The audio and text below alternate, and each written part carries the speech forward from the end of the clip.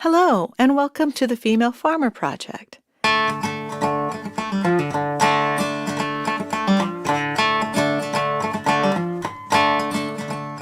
This podcast series serves as a platform for women to discuss agricultural issues and give power to the traditional, cultural, and experience-driven knowledge. I'm Audra Mulkern, and I document the rise of women in agriculture. And I'm Kate Dowdy, and I'll be joining Audra as an interviewer and storyteller on this program. After I received my disabilities in a car crash, it kind of, it was the worst time really to decide we were going to go do this full force. But at the same time, having this happen to our family and I, it kind of brought into perspective of, hey, let's do it. Because life is not guaranteed, and if this is what we really want to do, let's go for it. We talk a lot about the steps required to get from one place to the next, from student to farmer, from farmer to community leader. Today we talk about the steps it took our guest to get to where she is within that same metaphor, but there's another side to it. Carey Portell is a farmer from mid-Missouri. She, her husband, and her farm partners work on a 1,500-acre cattle ranch.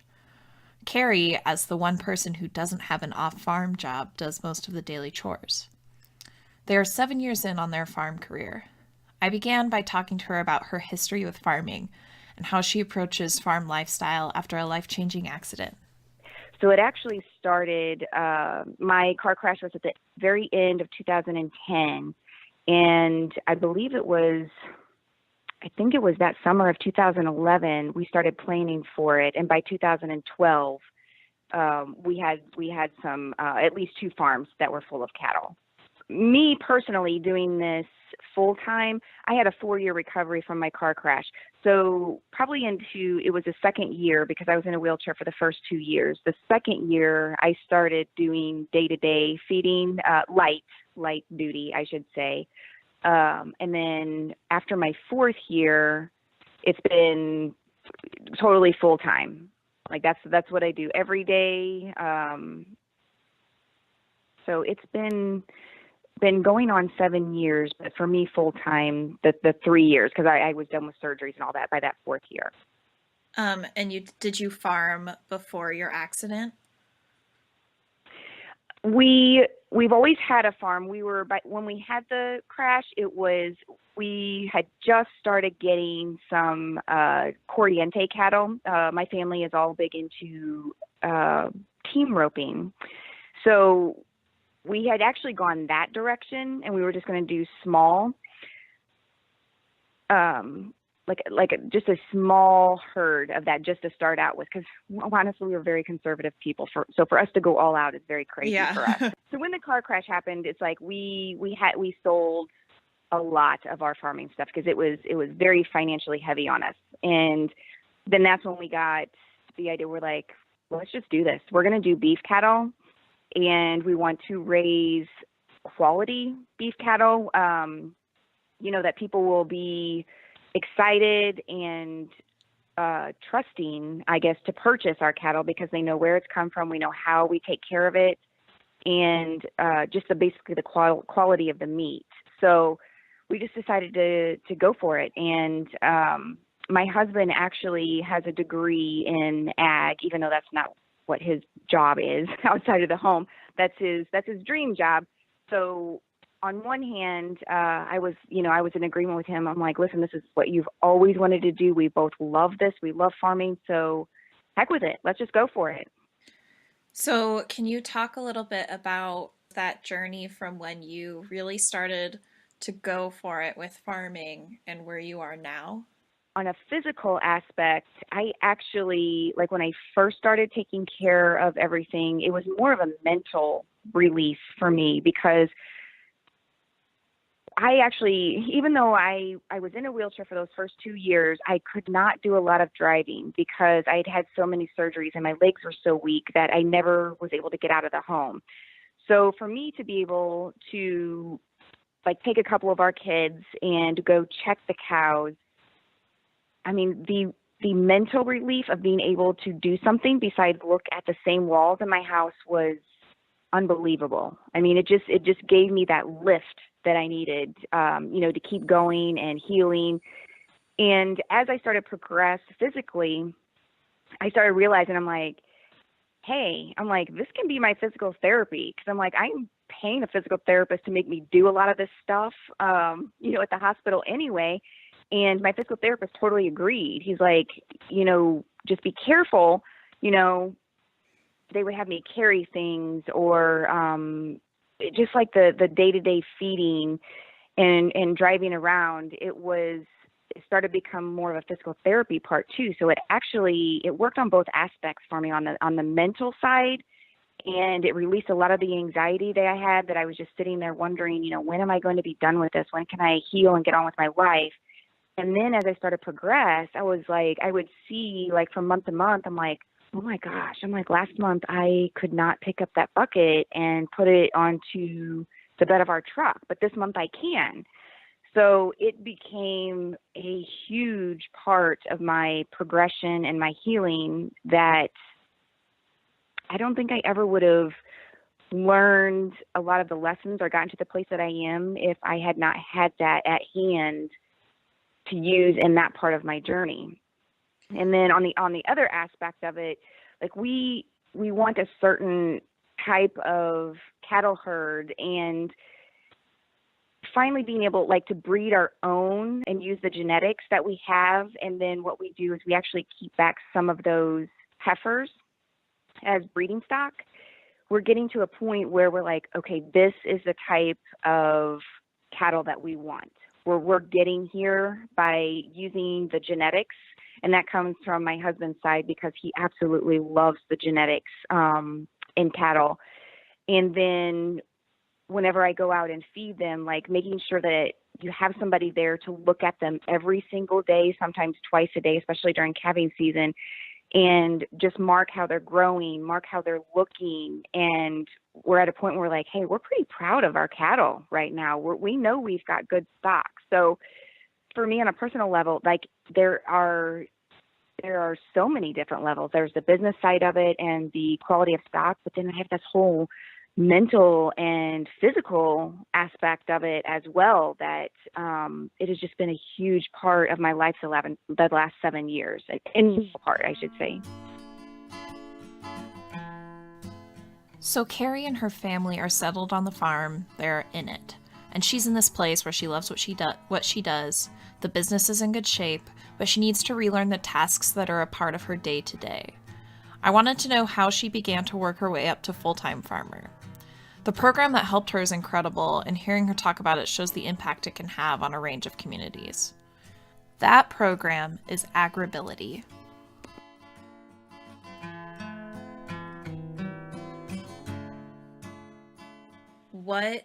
Were there any tools or resources that you utilized throughout that process?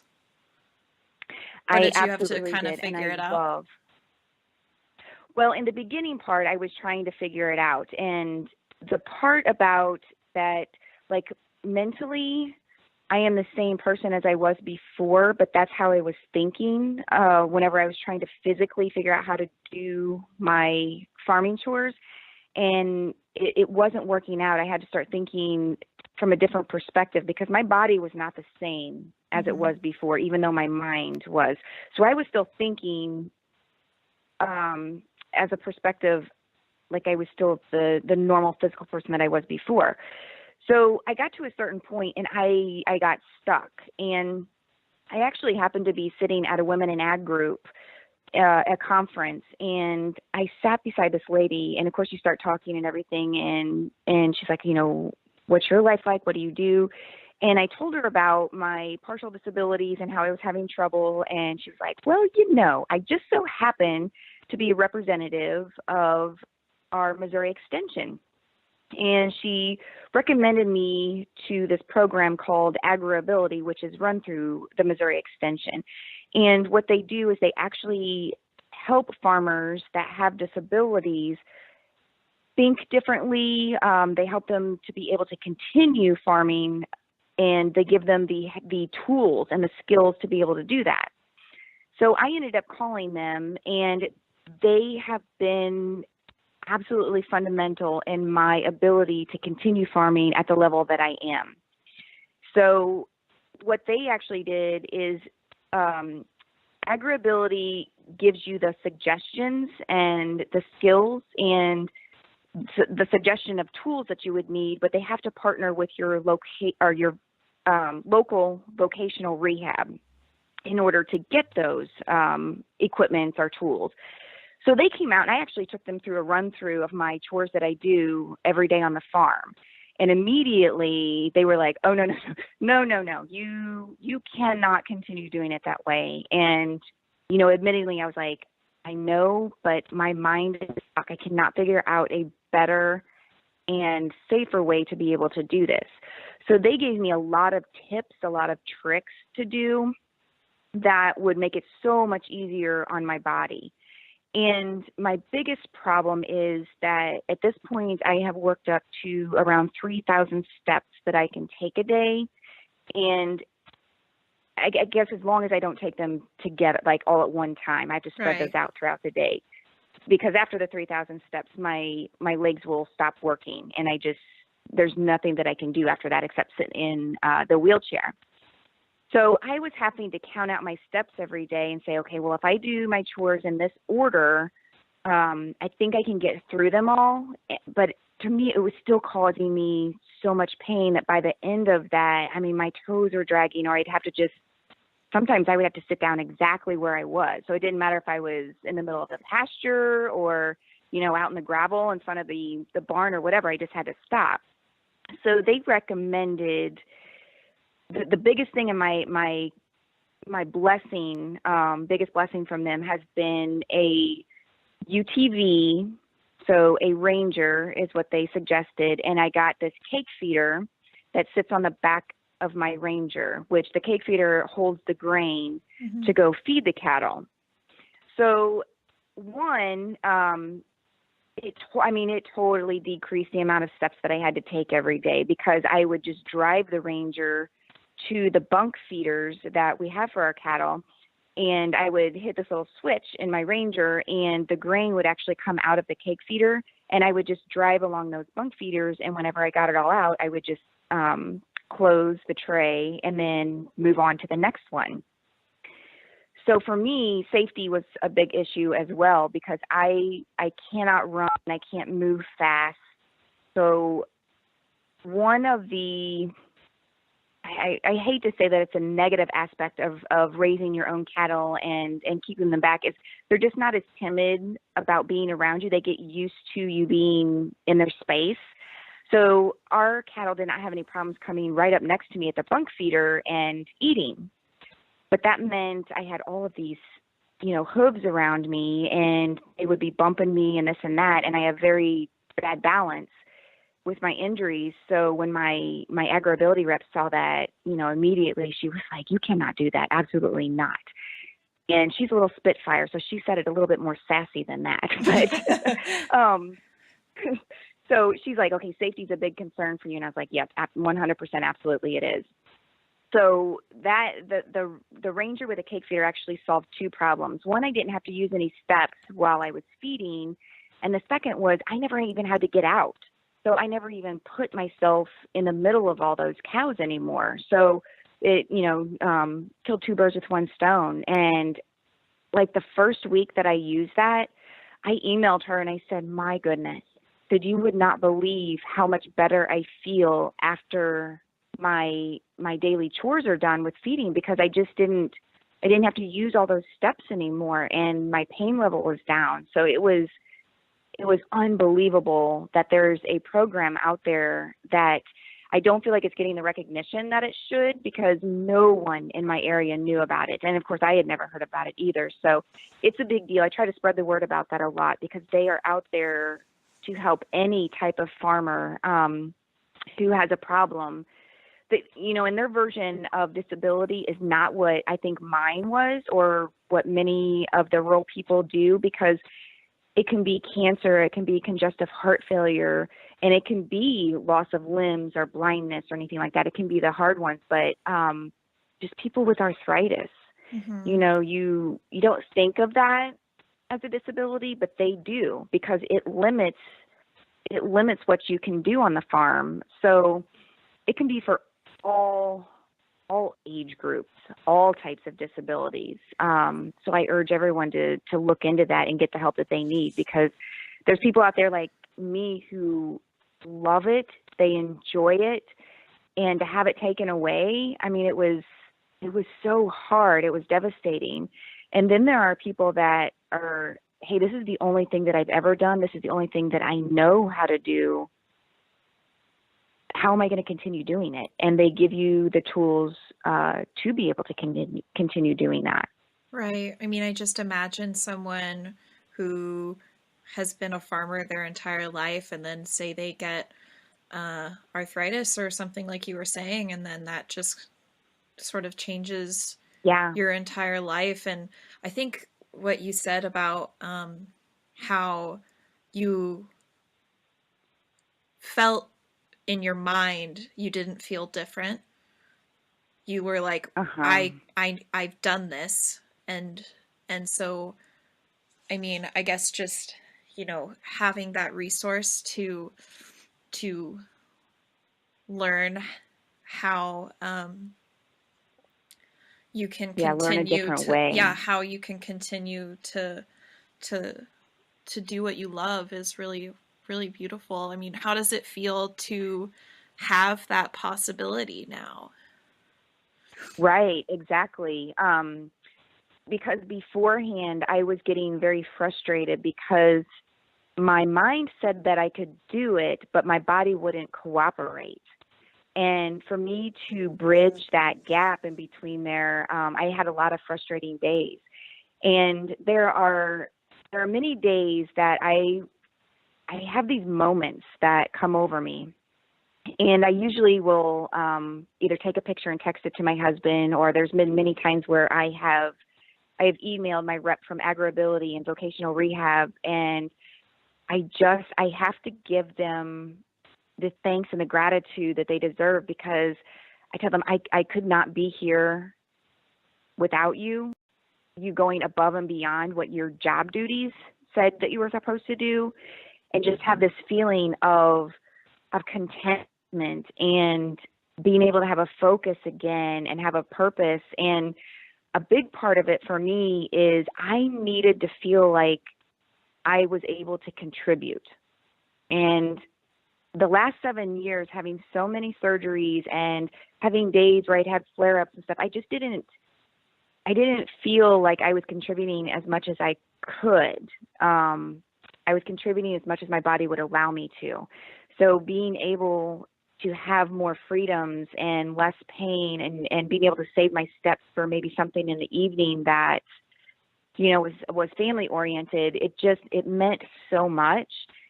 And I would just have this feeling of peace come over me. Like I would be out in the middle of a field on a great sunny day, and I would have to stop whatever I was doing and just take in the moment. And for me to be able to do that and feel just that utter peace and happiness and pride, I guess, that, hey, I overcame something that was supposed to be completely debilitating, and together with using the support of other organizations and family and friends and sitting down and saying, I'm going to figure out how to do this, it's just, it's prideful. I'm very proud of being able to be at the place that I am now compared to where I was in the beginning. I used to not be so much of a talker, but I'm pretty passionate about it. No, now. I'm just thinking of what I want to ask. I think I'm sure it might. I don't hope I'm not repeating anything here, but what has been the hardest step to take? Is as far as getting back into farming with my injuries, or just farming in general? Either, both, whichever. The hardest part, injury-wise, with farming is just I want to do more than my body allows.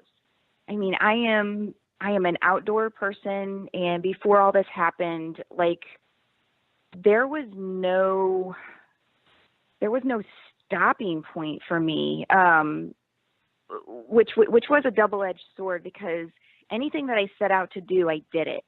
And I went 90-0, and I just never stopped.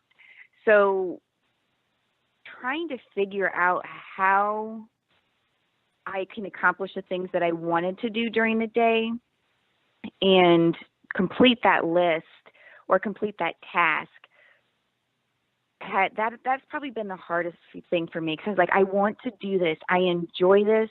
I love the animals. I love the work. I mean, I honestly enjoy the hard work. So how do I do that with the injuries that I have to live with today and not hurt myself in the process? So that's been a big part, and I still learn every day. I mean, I don't think it's ever going to be a process that stops for me. And that takes a lot of self-growth as well, because for the first time in my life, I had to put limitations on myself. And I mean, I wasn't used to that. So there's been a lot of mental growth in this as well. I believe, for my husband and I, being so conservative, we always usually play it safe. For us to look at each other and say, screw it, we're doing this. If it fails, we've done our best. We are going to put 100% into this. This is our dream. This is what we want to do. We want to build something. We want to have something that makes an impact on this world. And, if our 1,500 acres worth of cows makes the smallest imprint on the quality in our community and what we send out into the world, hey, we're going to do it. And I think we've been a little bit more risk-taking than we normally would have. Luckily, that we have two wonderful farming partners that we all support each other, and we all talk about things and working it together. And I think having that support system, along with us being committed to it, it's been a wonderful journey in that aspect as well. And honestly, on the other hand of coming into it at the time of years that we did, the cattle market, as soon as we got into it, it grew exponentially. I mean, it skyrocketed, and we're like, oh my goodness, the first 5 years of a brand new business, and we have done so well because cattle prices were up. That doesn't happen. I mean, usually the first 5 years, you're scrimping and saving, which we did that anyway, just because we're conservative. But it is so, so hard, those first 5 years of any type of business that you get into.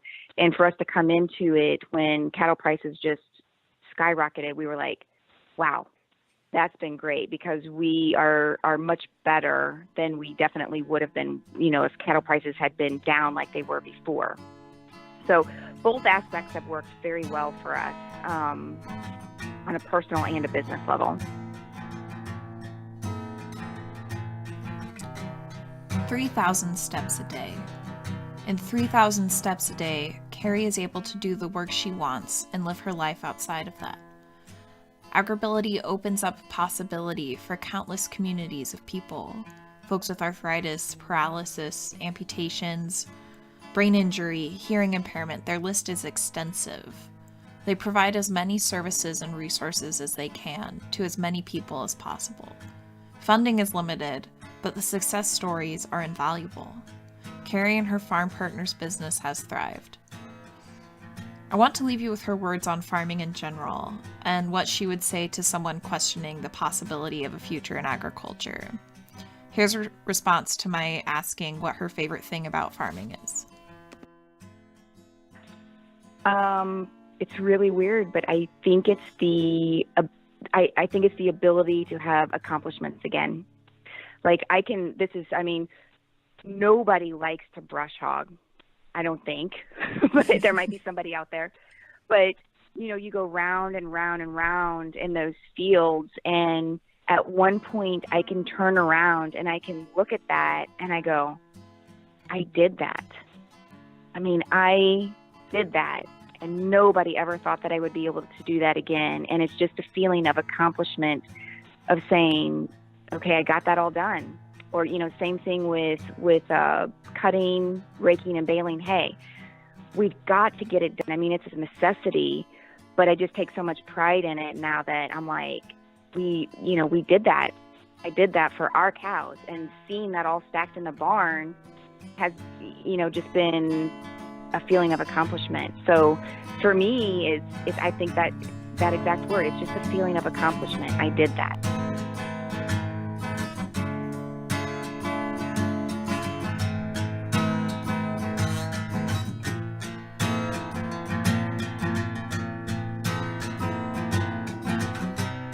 Grab the bull by the horn. We have the information, we have the tools, and we can figure this out. And always reach out. And that's what if I would not have taken the initiative to reach out to AgrAbility and then afterwards other female farmers, I don't think I would have had the same confidence. I don't think I would be as far as I am today, and just have the knowledge and self-esteem to say, I can do this. I might have to do it a different way, but I can do this. As always, thank you for choosing the Female Farmer Project podcast to keep you company. We hope that you've been enjoying the stories we've been bringing to you this season. If you have any ideas or suggestions, please send them to femalefarmerpodcast@gmail.com. We want to represent as many stories as possible, and so we really, really do want to hear from you.